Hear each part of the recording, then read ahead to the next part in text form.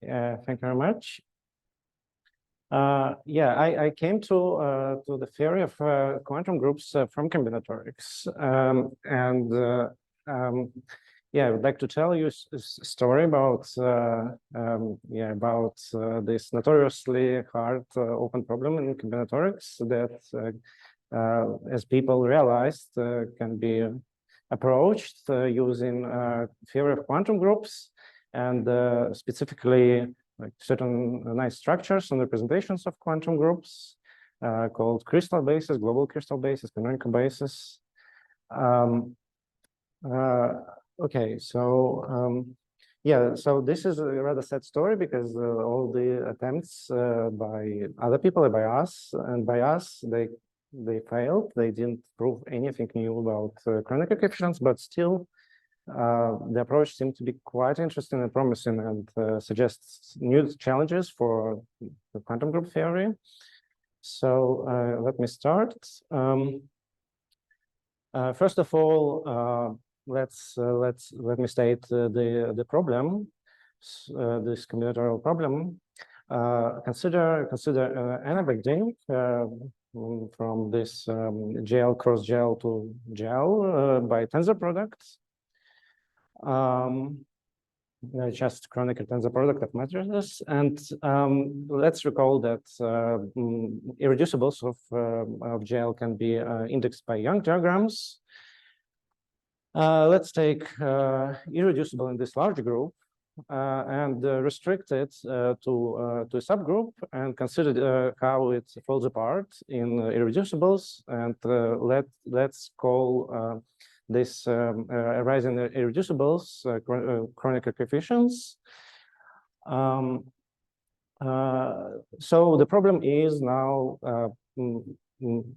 find some combinatorial description of these coefficients. Well, in terms of involved Young diagrams, a bit more specifically, like we would like something similar to solution of analogous question for diagonal embedding, which is about Littlewood-Richardson coefficients and what's called Littlewood-Richardson rule, which is like a very nice rules saying that this coefficient is a number of ways how you can start with a Young diagram, construct some other Young diagram, like in how many ways you can do this, etc. So something like this.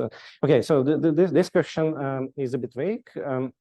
But well, in complexity theorists could suggest some formal question whether this kind of like a computational problem that corresponds to finding canonical coefficients, whether it's in sharp P class. So, so there is also a formal version of it if you want. Just brief recollection of some facts about these coefficients. So there is a sure wild duality, and by this between representations of linear groups, general linear groups, and symmetric groups. And by this duality, the Kronecker coefficients are the same as coefficients arising in the decomposition of tensor product of reducibles of symmetric group, which is even simpler form of this problem. The first one will be more relevant for this talk, but essentially it is as simple as this. So how tensor products of reducibles of symmetric groups decompose. And the answer is known for hook shapes. For two-row case, when we have just two-row diagrams. Okay, there are some formulas, for example, based on character for Kronecker coefficient, but it's not positive. So we want some positive formulas,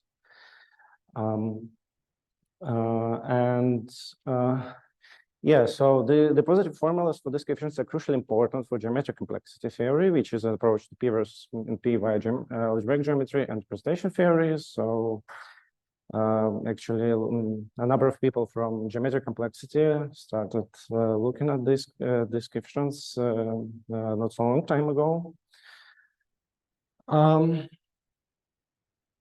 Yeah. Well, basically, you need just some formula where you can have some, possibly large sum, with just positive coefficients of some.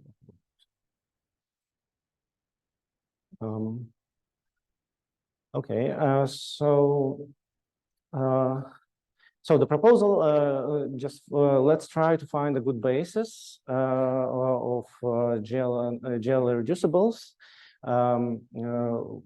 For example, if we take some irreducible corresponding to diagram new, we would like to construct some basis for it so that it nicely restricts to this subgroup, to the action of subgroup, namely like the copies of irreducibles in the subgroup should correspond to cells in this basis, and there should be exactly Kronecker coefficients many cells.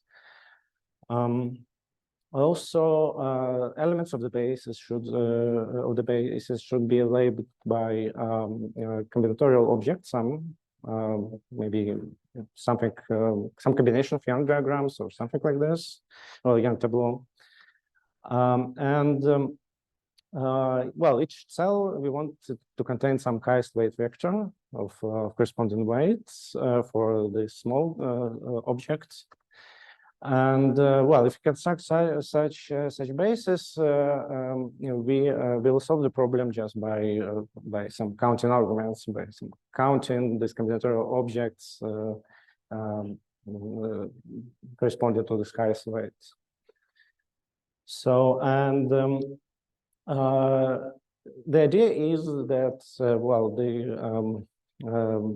structures corresponding to like structures for representations of quantum groups can help, and specifically there is notion of crystal basis, which is which behaves pretty nice. It is stable on the tensor product, and it is of combinatorial nature. So these are some structures associated to representations, which can be thought of as bases at the limit q tends to 0, or actually to infinity.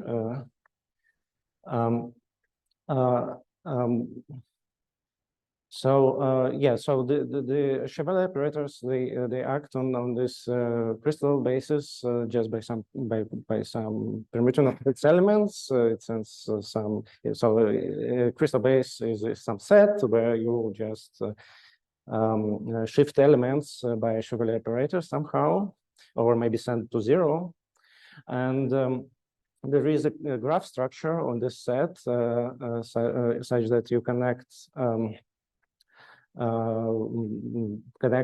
some points in this basis if Chevalier generator sends one of them to another. So there are as many colors as there are simple roots. So so that's the definition, and there are essential properties.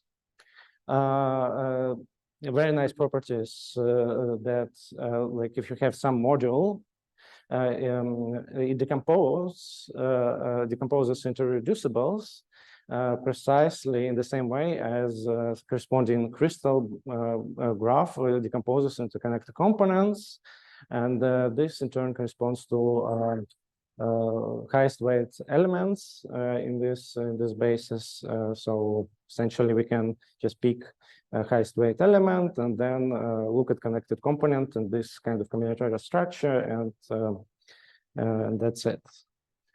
And this is all stable for tensor products. So there is a very simple way to obtain such structure for tensor product if you know structures for multiples. And well, there is a procedure that can be used to get actual basis for representations called globalization. So there are global crystal bases for representations that that also coincide with bases defined by Lustig by different means and called canonical bases. So there are different views on essentially the same objects. And some examples. Well, for SL2, it's just chain. For an irreducible is a chain. Then, if we tensor these irreducibles, we get a structure as depicted. So, well, very simple structure where we can easily understand where highest rate elements are and what are the connected components. And for GLN, in particular for like as shown here as an example for GL3, we have what's called semi-simple Jung tableau as combinatorial objects marking elements of the basis, and then Schwarz operators corresponding to Schwarz operators. They just like permute this these objects according to some specific rule, and then we can use this kind of description, use this base, use this structure, the combinatorial structure to construct explicit combinatorial structure for tensor product, and that would be something that corresponds to Littlewood-Richardson rule.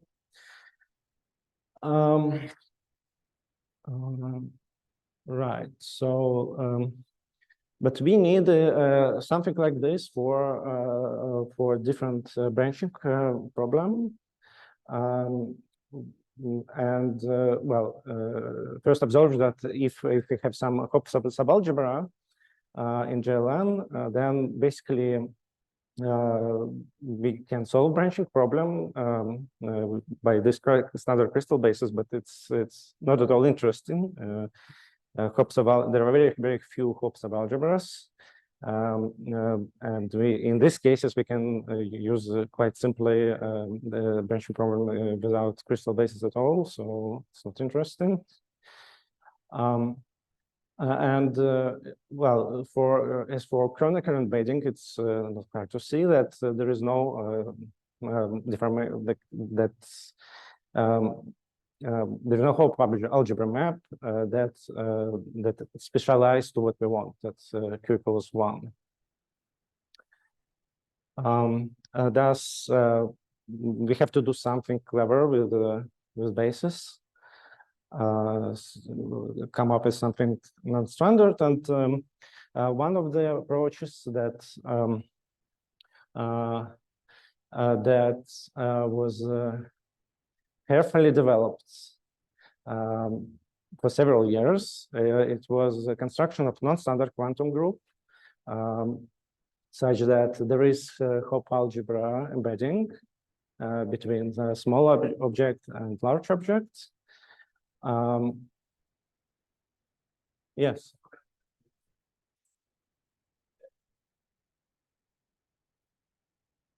Well, no, the original, well, there should be just normal tensor products.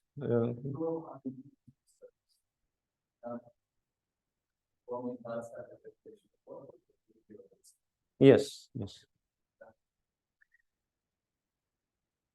So yeah, so it can be done easily for function algebras, quantum function algebras via FRT construction. Standard matrix algebra, quantum matrix algebra is FRT algebra on standard R matrix, and non-standard can be defined if you want something that quotients to this tensor function algebras for essentially to function algebra of small objects. And then we can take just tensor product of of two R matrices corresponding to smaller objects, and then just apply FRT. But then, we get something pretty ugly. So first of all, this matrix is doesn't satisfy Young-Baxter and so on. There were many problems later on, but this is the simplest thing in terms of definition that you can do probably in this case. And then you can from matrix algebras you can go to JLM by inverting determinants, and that works fine. Yeah, one of the problems that you get immediately is that you cannot define explicitly dual enveloping algebra in any way. It's complicated. You have to work with this kind of function algebras later from now on. And yeah, the current state of research, there is a huge manuscript monograph on two-row Kronecker problem. So it's dimensions all two, and the number of papers, maybe 10 papers on the theory of nonstandard quantum groups and Hecke algebras. Mainly by one mathematician, Blasiak, John Blasiak. Yes, and extending this beyond two-row case seems to be extremely hard. So I will talk in more detail about this approach later on. Now let me mention two other approaches. We can alternatively ignore beta relationship between deformation of algebras and focus on modules and try to construct standard crystal bases directly on these modules. So that's what people tried.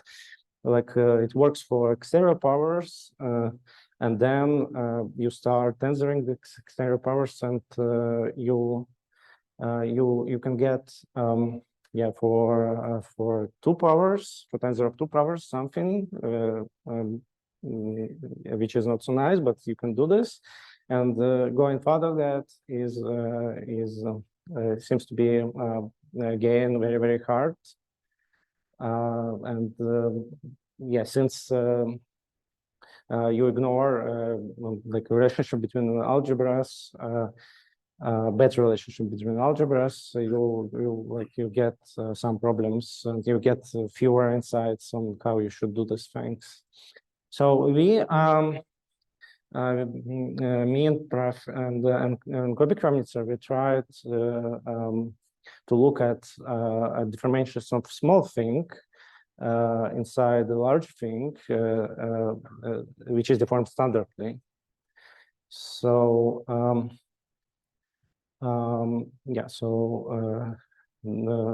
this might be an alternative way to do things. And the guiding example for us was work ideal subalgebras and crystal bases for quantum symmetric spaces. So we know that like this kind of notion of sub-objects is also well behaved in terms of crystal bases. So why not try and this kind of deformations?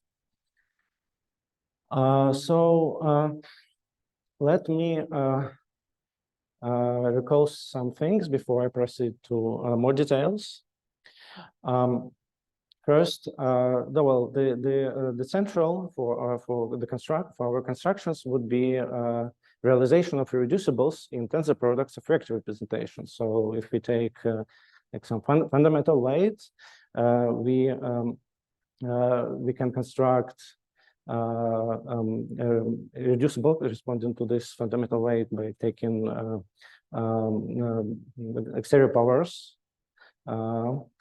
And the highest weight vector is also can be nicely explicitly written. The corresponding Young diagram would be just one column.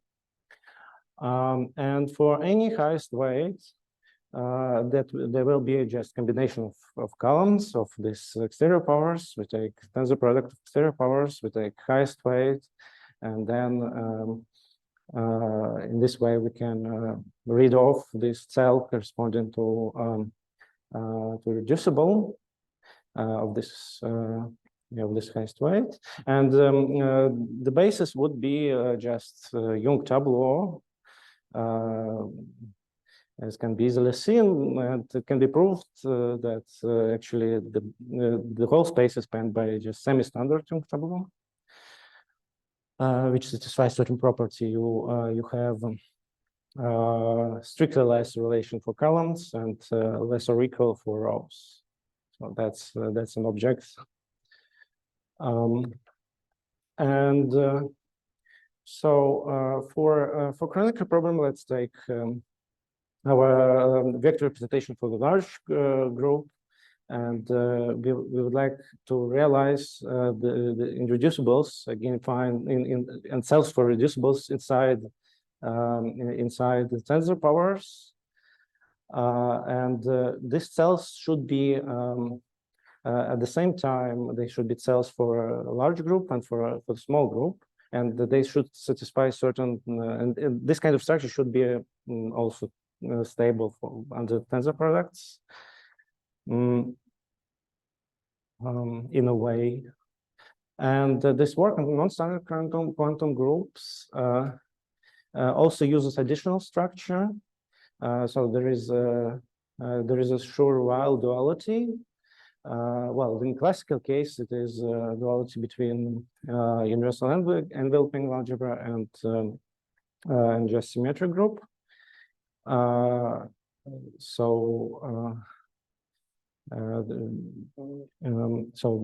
Basically, we have commuting actions on this tensor power, and we can decompose this tensor power into some of this kind of pairs of irreducibles. For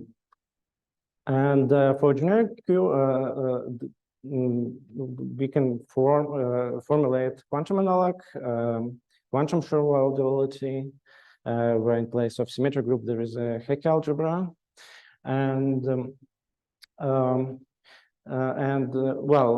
there is a very nice property of canonical basis and quantum Schur duality. So if we recall RSK correspondence from combinatorics, correspondence between the words and pairs, words on the under alphabet of size d and of length r, there is a correspondence between such words and semi-standard Young tableau and pairs of semi-standard Young tableau and standard Young tableau. And now, if we construct a canonical basis of this tensor power, just by applying standard procedure for tensoring based modules, so this is something we can construct automatically.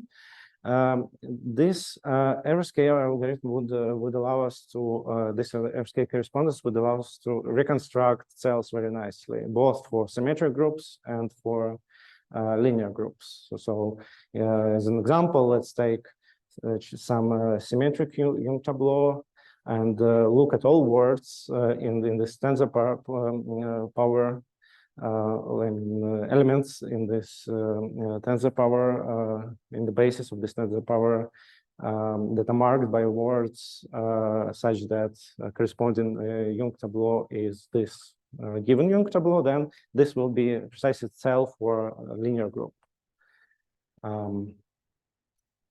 Okay, so yeah, let's proceed to a more careful definition of things for non-standard objects. So, as I said, it is like the basis for definition is FRT.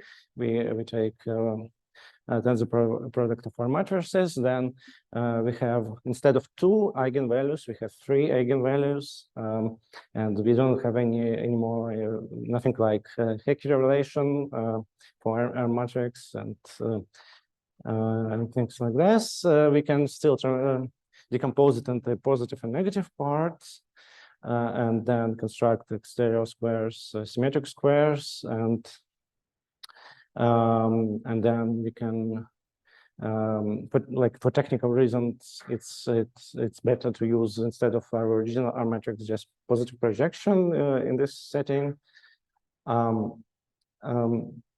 And yeah, we get proper quantum subgroup in this way.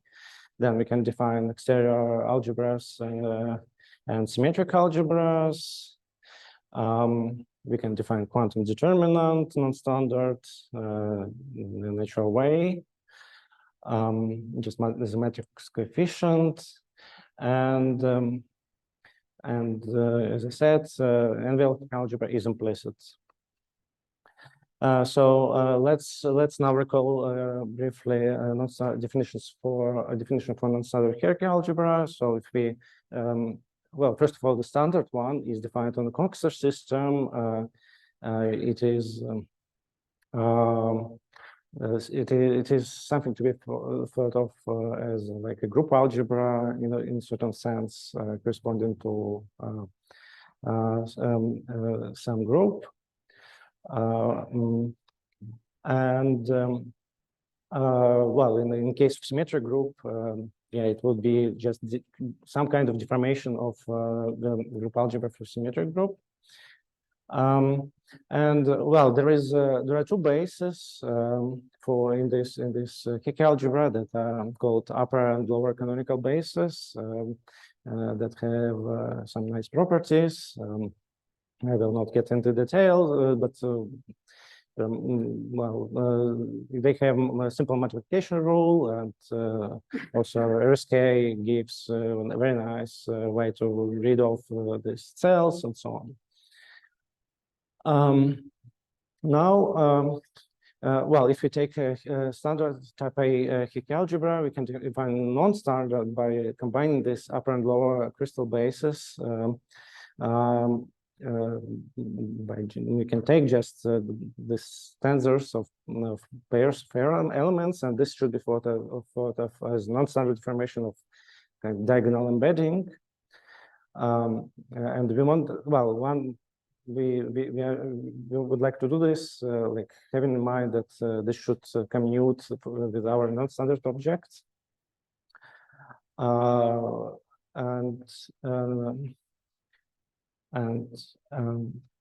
Okay, so we can prove some things about this about Hecke algebra, that it's simple, but classification of irreducibles is rather complicated.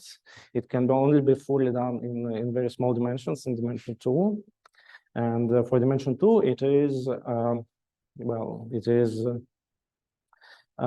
just restrictions. Recall that it is embedding to it is defined as subalgebra in tensor product, so irreducibles would be mostly restrictions of tensor product of irreducibles and plus something else.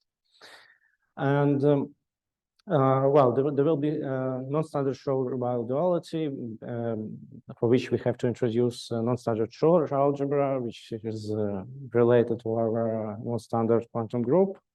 But it is, yeah, it's very closely related to it. But yeah, so one of the problems is that we do not know the indexing set. So all sets of irreducibles in general is unknown. So some facts about non-standard function algebra. So it can be made into Hopf algebra. It has Hopf factorial form, and there is well, our small quantum group is Hopf star algebra subgroup, and well, as a consequence, so there is complete reducibility and narrative While then. If you want to understand something about this reducibles of linear group, we have to apply twice Schur-Weil duality to our tensor products, decompose it using non-standard Schur-Weil duality, then using standard Schur-Weil duality for components, and then we can extract this information about decomposition for for this non-standard irreducible for a linear group. Yeah, it will be the same as the one for this Hecke algebra, non-standard Hecke algebra, and then basically, if we want to solve Kronecker problem, our final coefficients would be just sums of this form. So it's just this irreducibles plus some other irreducibles that correspond to our Specht modules of interest, occurrences of our Specht module of interest in this kind of non-standard object after specification to q equals 1. So after all this, we have to refine our goal. We have to construct so things get even more complicated. So we have to construct a basis that's compatible with cells, compatible with the Schur algebra and Hecke algebra non-standard, so that yeah, we have this kind of decompositions. And also we have to care about specification at q equals 1 and what's going on there. So this is a summary for this kind of approach. Yeah, they tried very hard. They produced a lot of mathematical text, but they only managed to do this for 2-row case, like dimensions all 2, and for R at most 4. So it corresponds to Young diagrams with just 4 boxes, unfortunately. Yeah, in this 2-row case, basically one of the essential things that simplifies calculations is that we can explicitly describe this non-standard object and even write dual, which would be just our subalgebra plus some involution. So this should be something like semi-direct products. So different approach. What we tried instead of all this is, as I said, ideal deformations. Yeah, so it all looks tempting because of quantum symmetric spaces, but unfortunately, the answer is no. So this deformations do not exist, most likely because it's modular conjectures. So there is a conjecture for a wide class of ideal subalgebras in case of SLN, and ideal subalgebras should satisfy the property that if you intersect with 0 apart, it must be a Hopf subalgebra. For this kind of subalgebras, well, the conjecture is that generators must be can be chosen of the form, like for example for symmetric spaces. We know that they are precisely of this form. So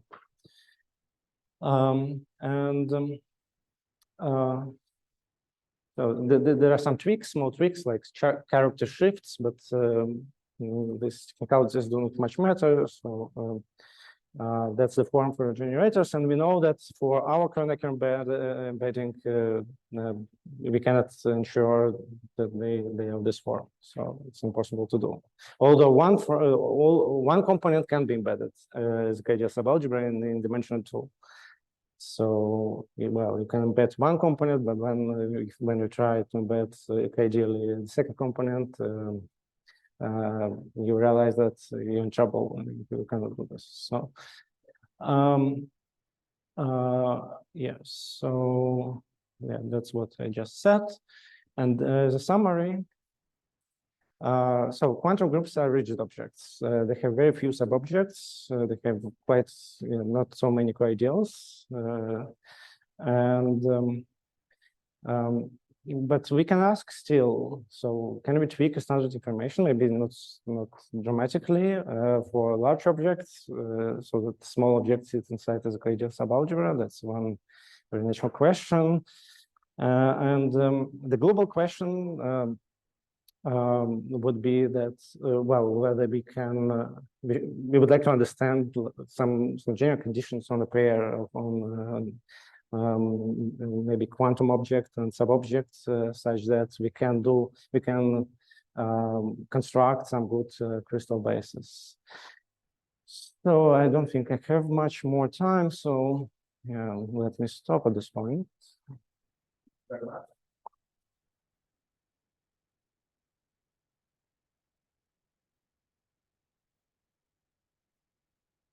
Very good. I think in the talk we said that if they are the index of other people, this law. Yes. Well, this question doesn't have a very easy answer, but you can show that actually it doesn't satisfy. So yeah, I mean, you can check it directly, maybe, but that's the fact. This standard, non-standard quantum group its category of representation is not braided.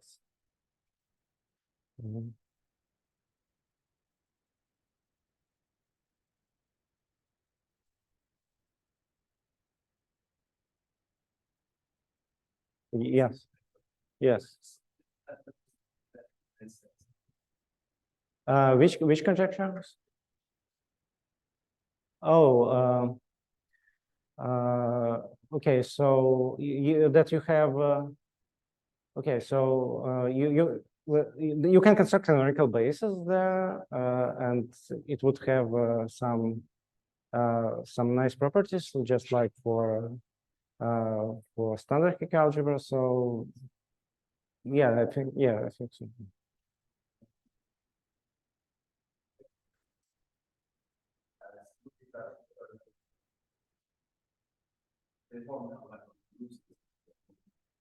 Yes, yes. Okay, so thank you very much again. You have